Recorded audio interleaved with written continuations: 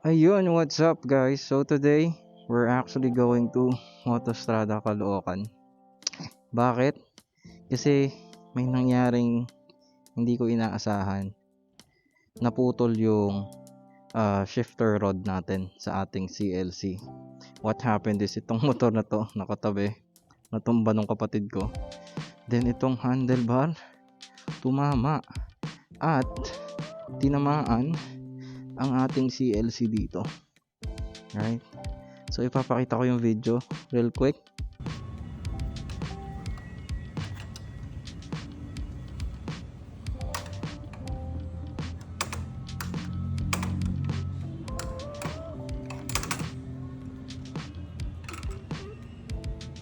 And ayun. So yun yung bali niya, no? Now, buti yun lang yung tumama. Dito bumagsak yung handlebar. Sumabit dito eh. Nakabend to.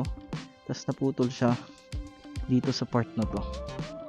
So, I'm still happy actually na ito lang yung damage. Kasi kung hindi, kung tinamaan yung tangke ko, yung crash guard, yung ilaw lalo, mahal-mahal niyan. Maiiyak na lang ako. Ito lang, buti madali lang palitan to and madaling remedyohan. So madadala ko siya ngayon sa Motostrada. Okay? So ayun, at samahan nyo akong mag-ride ngayon papunta doon at bibili tayo ng spare part para makabit to.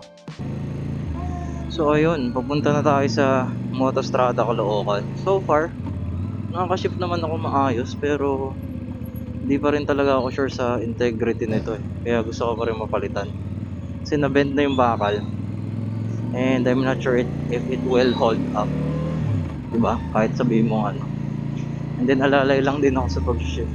So far wala naman ako nakitang damage na iba. Bukod sa bali ng rod na to. Nagasgas siya dito konti. Yun na yun. So thankful pa din ako na yun lang yung damage. Pero yung presyo pala is 3,000, almost 3,500. I think set na yun, hindi lang yung rod. Kasi kung yung rod lang, mura lang yun eh. I mean, makakita ko sa Shopee ng mga ganun. Pero iba pa rin kung original yung part. So, I opted na yun na lang yung bilhin natin. Mas kampante ka kung yung parts mo is original or galing dun sa kasa para wala ka nang iintindihin. Kasi another thing to always consider is yung confidence mo sa kalsada, your confidence with your machine, di ba? So kapag hindi ka confident, alanganing takbo mo lagi, nag-iisip ka, probably might attract yung accidents natin. So saan ko pala to pinaweld? Trinay ko dyan sa Orion pero sabi hindi nila kaya. So I opted at dito sa katabi, yung tapat. Nandun yung Orion, natakpan ng van, sorry. Pero yung tapat na shop, medyo malayo lang. Dito yun sa gilid din. I think dito na siya after nitong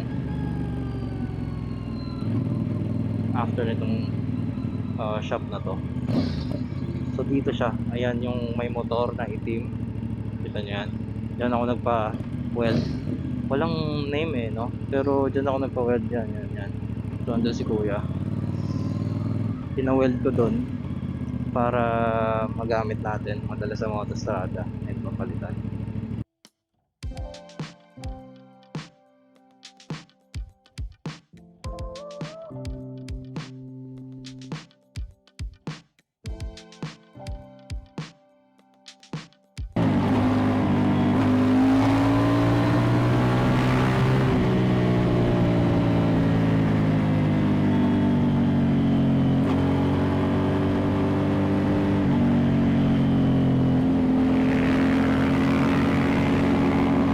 Wow naman! Wow! Wow!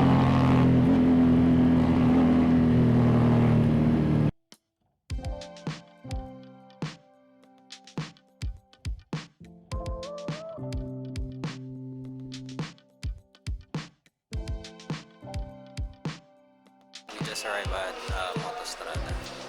And meron naman yung part kasi chinat ko na kanina si Topher. And then yung sales doon kinonfirm nila na meron naman port. So binababa na right now yung port and mamaya ipapakabit natin.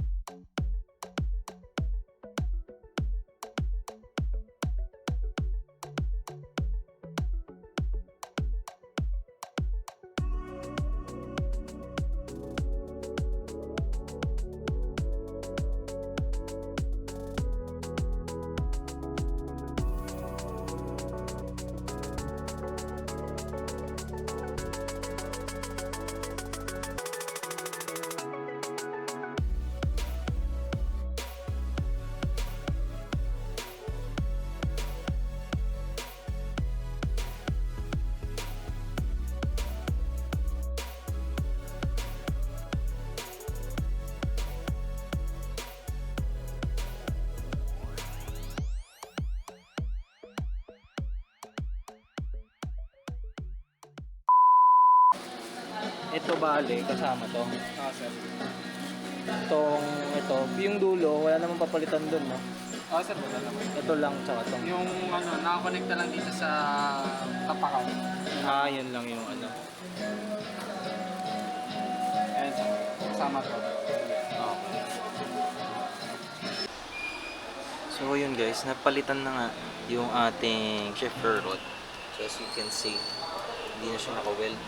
Okay, bago na to. Itong part na to bago. And kasama doon is ito din, bago tong part na to. Plus, yung ating lever din dito. Bago na siya. So we can be assured na safe tayo when it comes to riding na ulit. So yun, nakakapakabit na natin. Okay na siya. At ilalabas na natin. Bago, feels like brand new. So umuwi na tayo.